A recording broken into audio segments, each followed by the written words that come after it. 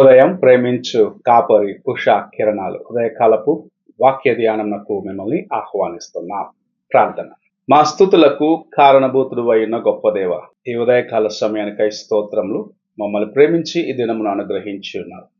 ఈ దినము నీ వాక్యము చేత మమ్మల్ని బలపరచుము. కార్యక్రమం వీక్షిస్తున్న ప్రతి ఒక్కరిని నీ కృప కలిగిన హస్తములకు అప్పగిస్తుండగా దీవించి ఆశీర్వదించి నడిపించమని యేసు పరిశుద్ధ నామమున అడుగుచున్నాను పరమ తండ్రి, ఆమేన్.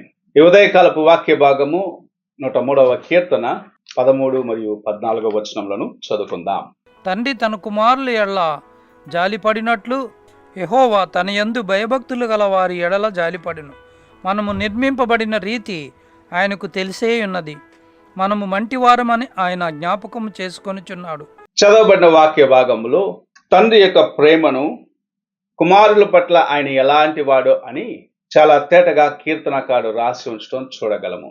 సహజంగా మన కుటుంబంలో చూసినట్లయితే అనేకులు తల్లి యొక్క ప్రేమ చాలా మంచిదిగా, ఆమెకు చాలా సమీపముగా ఉంటారు. అయితే అదే సమయం తండ్రి చాలా కఠినుడిలాగాను, శిక్షించేవాడిగాను, అడిగిన విషయంలోకి ఎదురు మాట్లాడే వ్యక్తిగాను అనేక సార్లు ఉండటం చూస్తూ ఉంటాం. కారణము, ఆయన నీకు ఏమి అవసరమో, ఏ సమయంలో అది అవసరమో అని బాగా ఎరిగి ఉన్నాడు.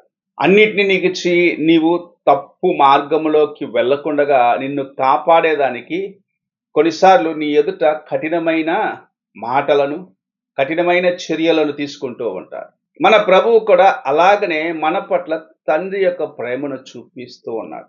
నీవు దేవుని మార్గమును విడిచిపెట్టి నిత్యమునకు అనగా దేవుని యొక్క రాజ్యమునకు వారసుడుగా ఉండకుండగా లోకములో పాపములో చిక్కుకొని నీవు నాశనమునకు వెళుతున్నావు అని చూసిన ప్రభు నీ జీవితంను బాగు చేయాలని, నీవు వెళ్తున్న బలహీనమైన మార్గంలోని బయటకు తీయడానికి అనేక సార్లు నిన్ను శిక్షిస్తాడు, నీతో కఠినముగా నడుచుకుంటాడు.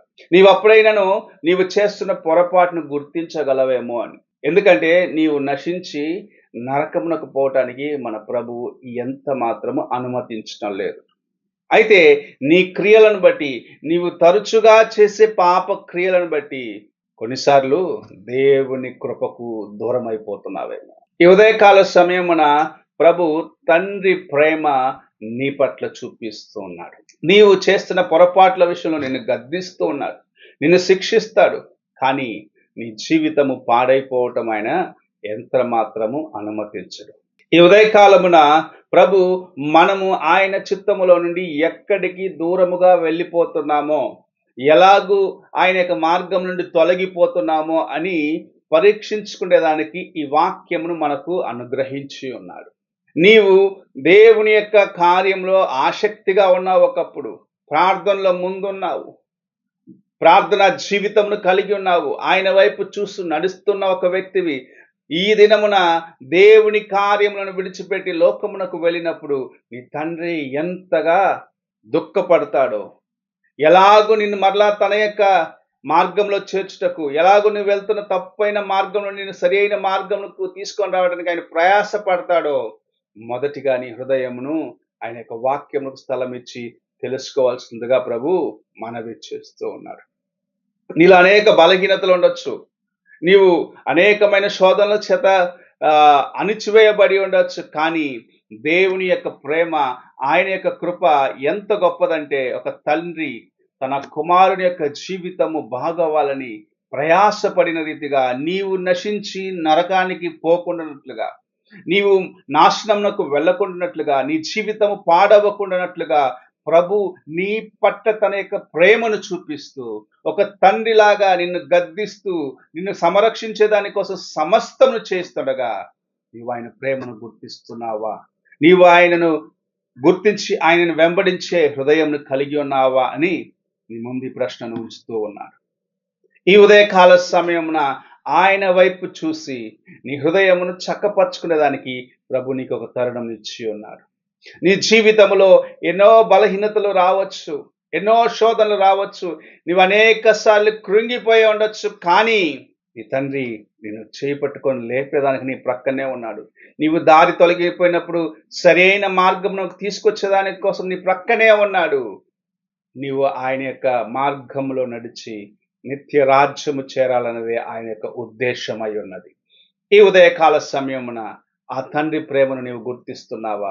నీ కోసమే సిలువలో, కలువరి సిలువలో తన ప్రాణమును అర్పించిన ఆ తండ్రి ప్రేమను గుర్తిస్తున్నావా?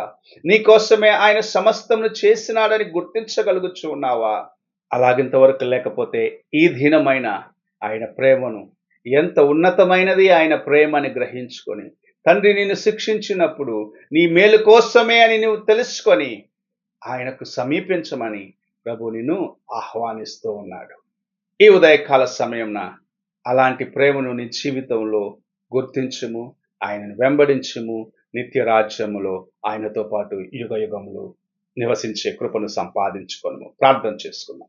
పరిశుద్ధుడైన యేసయ్య, ఈ ఉదయకాల సమయానికై స్తోత్రములు చెల్లించుకుంటున్నాం. మమ్మల్ని ప్రేమించి ఈ దినమును నీ కృపను చేత మాకు అనుగ్రహించినందుకు వందనములు చెల్లించుకుంటూ, నీ వాక్యము చేత నాయన మమ్మల్ని ఇంకను స్థిరపరచమని, విన్న రీతిగా తండ్రి నీ యొక్క ప్రేమను గుర్తించుటకు, ఒక తండ్రిగా నీవు మమ్మల్ని శిక్షిస్తావు, గద్దిస్తావని ఎరిగి మా బలహీనమైన సమయంలో నీ యొక్క దిద్దుబాటును మేము అంగీకరించుటకు సహాయము చేయమని యేసు పరిశుద్ధ నామమున అడుగుచున్నాను పరమ తండ్రి. ఆమేన్. తండ్రి అయిన దేవుని ప్రేమ, కుమారుడైన క్రీస్తు కృప, ఆదరణకర్త అయిన పరిశుద్ధాత్మ యొక్క సహవాసం ఇప్పుడు ఎల్లప్పుడూ తోడై ఉండి సదాకాలము నడిపించునుగాక. ఆమేన్.